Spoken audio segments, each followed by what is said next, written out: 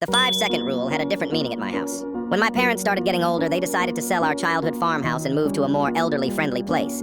My brother and I were devastated. That old house held so many memories, and the thought of not coming home there every holiday broke our hearts. Before selling, they arranged for us to come back for one last family dinner. My brother bought a plane ticket, and I picked him up at the airport. We drove to the house, and everything felt so familiar. The smell of the house, the sound of my parents cooking in the kitchen. It was like nothing had changed.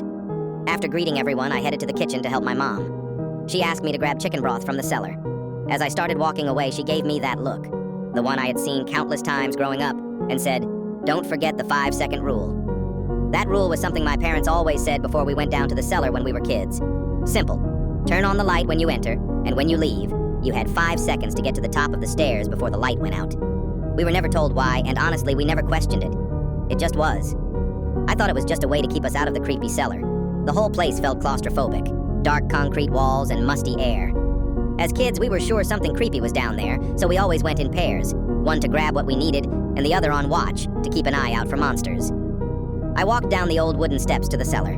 The light was still working, surprisingly, and I turned it on. The cellar felt cold and eerie, just as I remembered. I dug through the dusty pantry, found the broth, and turned to head back up the stairs. Suddenly, the light went out.